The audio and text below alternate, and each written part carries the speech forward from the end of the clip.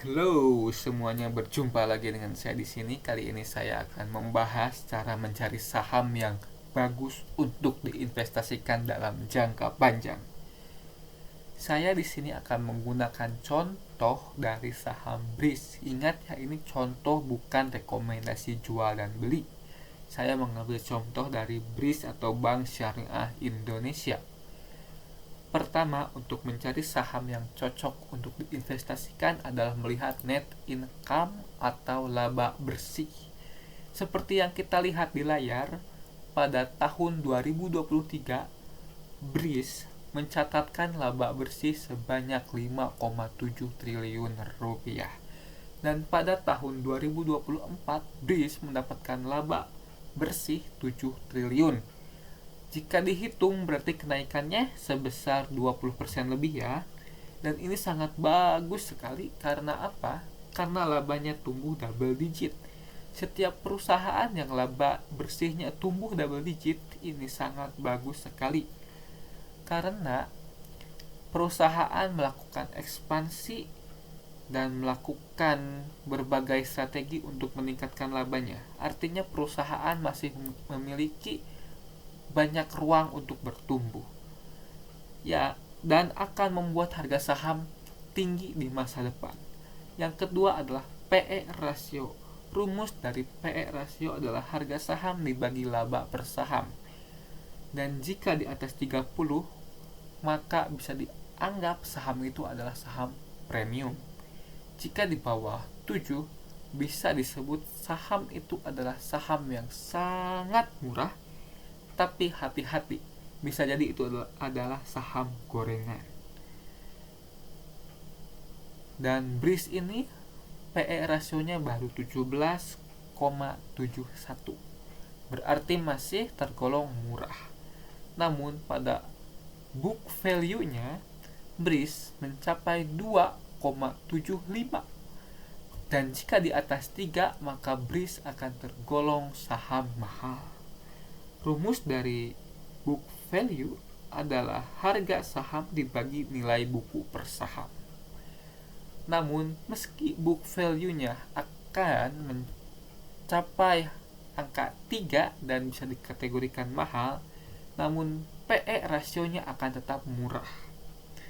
Jadi BRIS ini meski book value-nya mahal, tapi masih bagus untuk diinvestasikan karena labanya tumbuh double digit, malah 20%, bukan 10% lagi.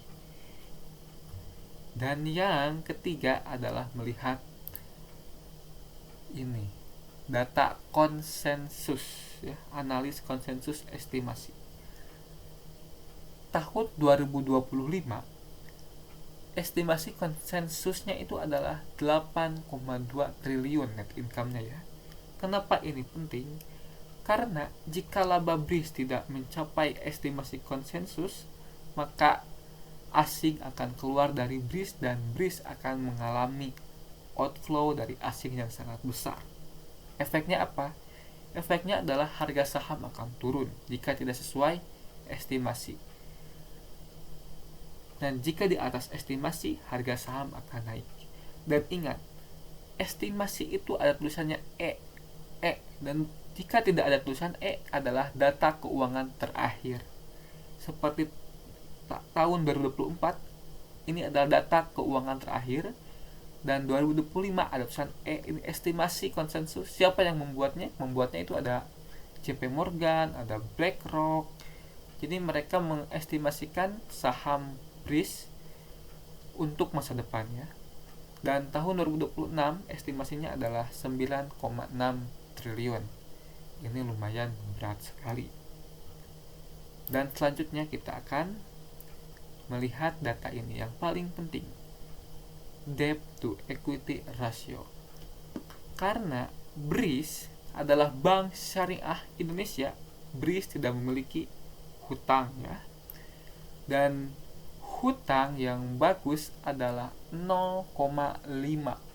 Itu yang bagus ya, yang di bawah 0,5. Jika di atas 0,5, perusahaannya itu banyak hutang dan kemungkinan akan mengalami pailit jika terjadi kesalahan pengelolaan karena hutangnya sangat besar.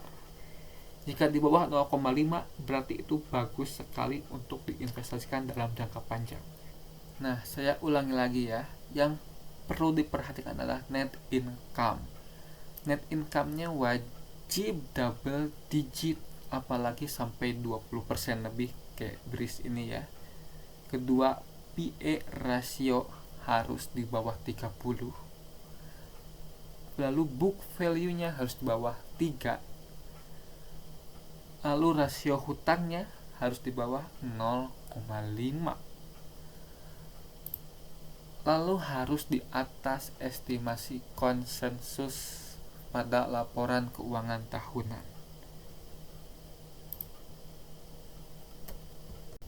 Dan masih ada satu lagi yang perlu dilihat adalah EPS ya. EPS per kuartal wajib tumbuh. Misalnya Q1 harus naik dari Q1 tahun kemarin. Maka ini bagus untuk investasi dalam jangka 3 bulan ya. Harus melihat EPS-nya. Jika EPS-nya turun, maka sahamnya tidak menarik untuk jangka 3 bulan. Dan untuk jangka panjang harus dilihat data dari laporan keuangan tahunan.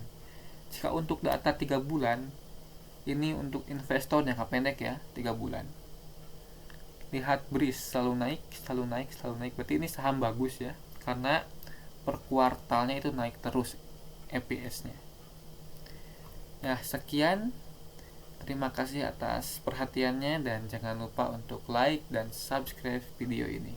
Terima kasih.